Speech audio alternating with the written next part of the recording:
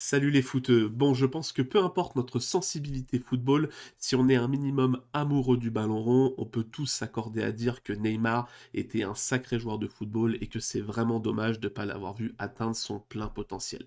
Et pourtant, je suis pas le plus grand fan sur terre de Neymar, je respecte énormément le joueur parce que quand on voit ce qu'il était capable de faire à Santos quand il était jeune, puis au Barça et même dans ses premières années au Paris Saint-Germain, ce joueur avait quelque chose de spécial et franchement, on a rarement vu ça sur un terrain de football. Et s'il était arrivé à atteindre son plein potentiel sans tous les problèmes qu'il a connus, je pense qu'il aurait pu marquer le football de son empreinte, même s'il a déjà marqué, je pense, parce qu'il a marqué les esprits Neymar, mais il aurait pu le marquer et arriver à des niveaux peut-être comme des Messi et des Cristiano Ronaldo et remporter plusieurs ballons d'or. Et bien justement, aujourd'hui, on va essayer de gommer un peu cette blessure puisqu'on va parler d'un joueur qui suit les traces de Neymar au Brésil, qui a des statistiques absolument affolantes. On va parler d'Estevao, qui évolue à Palmeiras, et dont on pourrait très rapidement entendre parler en France dans notre Ligue des Talents. Allez, c'est parti. Avant de lancer la vidéo, j'ai constaté que 3 spectateurs sur 4 n'étaient pas abonnés à la chaîne.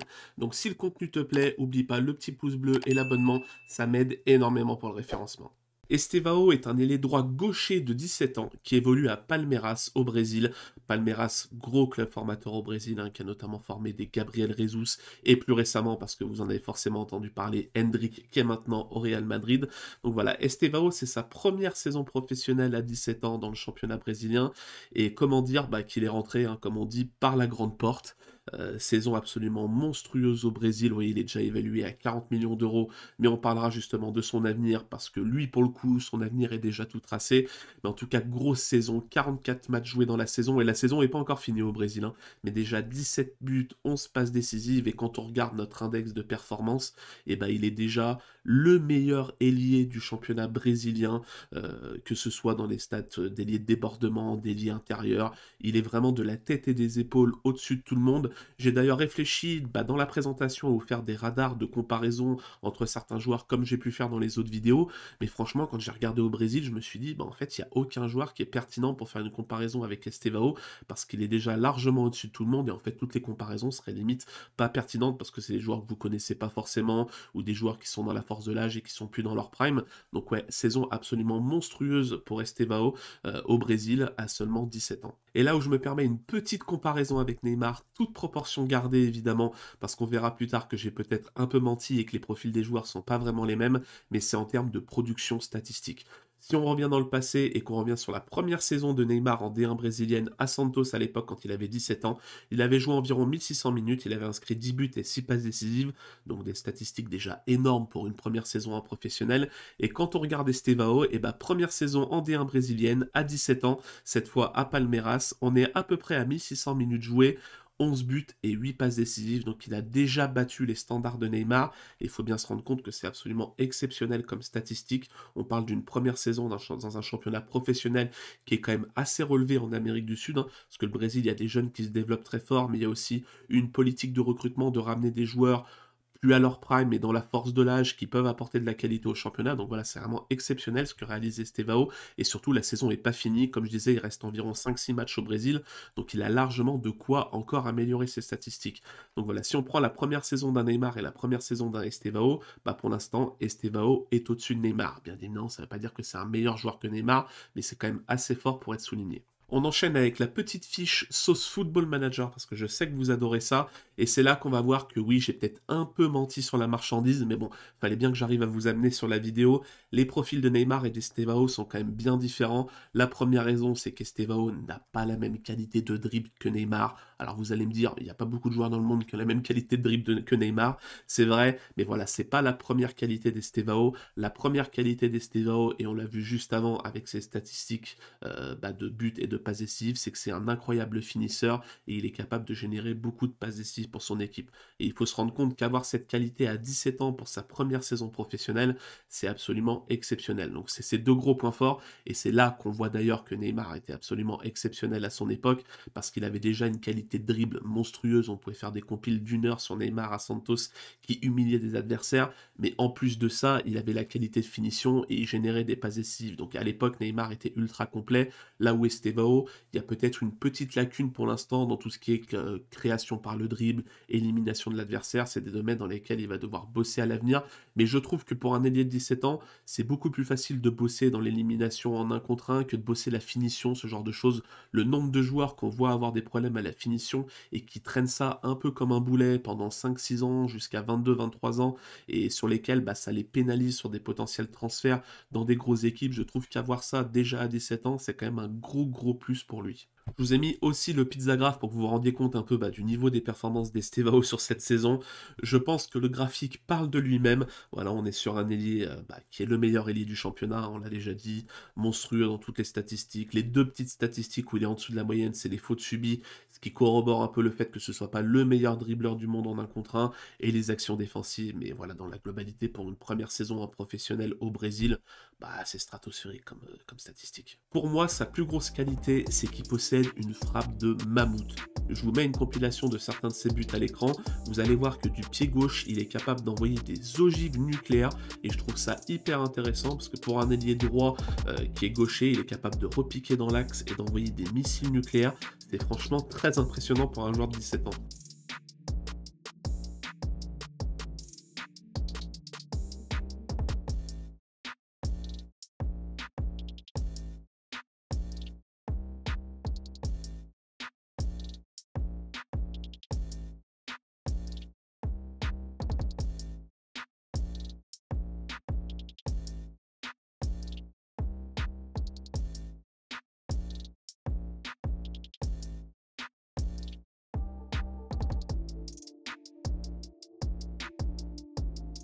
Je vous mets une petite compile d'un de ces matchs au Brésil pour que vous puissiez mieux voir le profil du joueur en action.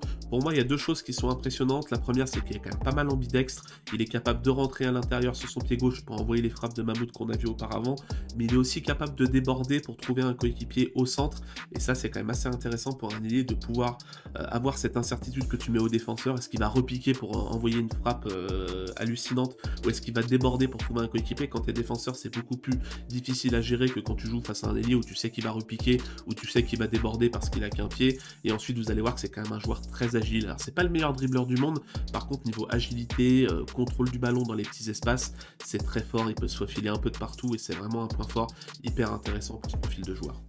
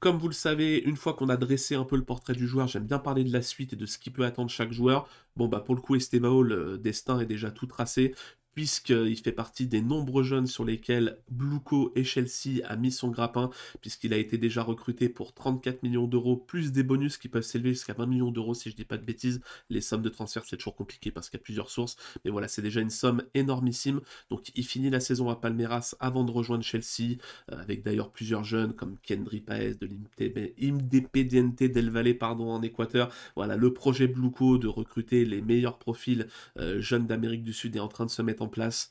Je sais pas quoi en penser personnellement. Je sais pas si c'est une bonne chose, si c'est une mauvaise chose. Dites-moi en commentaire ce que vous pensez du projet de Chelsea, de recruter tous les meilleurs jeunes d'Amérique du Sud, de les payer très cher. J'ai pas d'avis là-dessus, c'est trop compliqué de donner son avis, je trouve. Mais en tout cas, ce qui est sûr pour Estevao, c'est qu'il va rejoindre Chelsea. Mais évidemment, il n'aura pas encore le niveau pour être titulaire en première ligue. Et c'est là qu'on peut se poser la question, et bah, qu'est-ce que va en faire Chelsea? Et il y a quand même une probabilité non nulle qu'il atterrisse dans la pépinière des talents de Bluco, qui est Strasbourg et qui rejoignent d'autres joueurs prêtés par Chelsea. Alors actuellement, on a du André Santos, du Diego Moreira, mais est-ce que ces joueurs-là vont pas être rapatriés pour en prêter d'autres? D'après les rumeurs, il est quasiment acté que Kendry Páez devrait passer par Strasbourg. Pour Estevao, il n'y a pas encore eu de rumeur, est-ce qu'il va passer par Strasbourg ou est-ce qu'il va être prêté à un autre club? Ça, c'est un peu... on ne sait pas trop encore, on verra.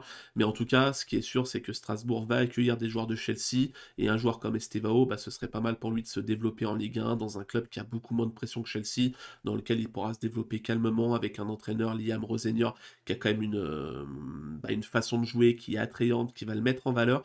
Donc je suis curieux de voir ce que va faire Chelsea d'Estevao. Si vous êtes supporter de Strasbourg, je veux bien avoir votre avis sur la stratégie de Strasbourg avec Bluco. Est-ce que vous, ça vous hype de voir passer des jeunes joueurs dans votre club, de voir un jeu attrayant? Je pense que quand tu es supporter de Strasbourg, t'as rarement autant kiffé voir jouer ton équipe qu'actuellement, mais est-ce que ça te fait kiffer de le voir avec des joueurs qui t'appartiennent pas forcément, qui peuvent partir après 1 ou 2 saisons de prêt, retourner à Chelsea, en accueillir d'autres chaque saison, ce turnover? Je peux pas donner mon avis parce que je suis pas supporter de Strasbourg, donc je suis pas touché par ça, mais si vous êtes supporter de Strasbourg, je suis curieux d'avoir votre ressenti là-dessus. Est-ce que vous êtes en mode je kiffe juste voir mon équipe bien jouer au football avec des jeunes, ça me fait kiffer, ou est-ce que j'ai un peu ces remords de me dire bah ça joue bien au football, mais des mecs que je vois jouer 2 saisons chez moi, bah je sais que je suis pertinemment condamné à les voir partir à Chelsea ou dans des gros clubs après, sans toucher forcément d'argent sur le transfert. Voilà, je suis curieux d'avoir vos retours là-dessus, mais en tout cas, si Estevao passe par la Ligue 1, je peux vous dire qu'on risque d'être pas mal hypé par son profil. On en a fini avec Estevao, mais avant de partir, restez bien jusqu'à la fin,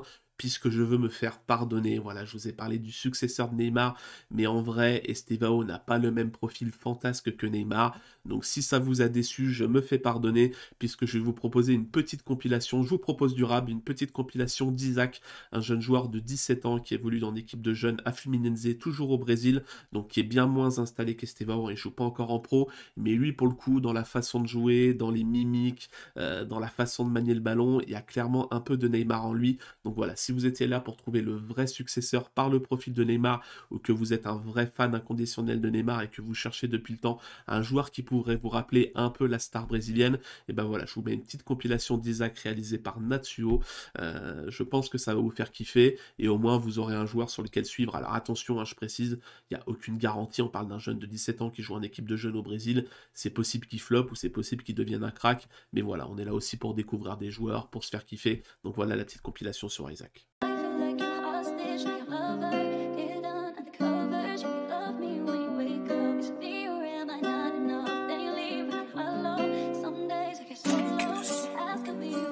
White shiny, you made it.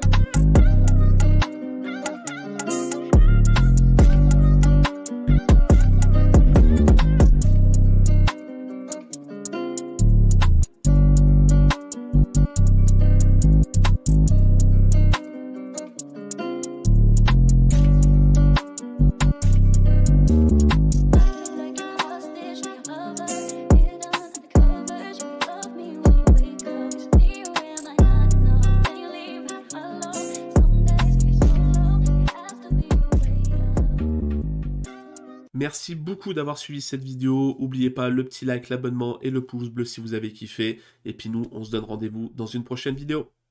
Ciao l'équipe.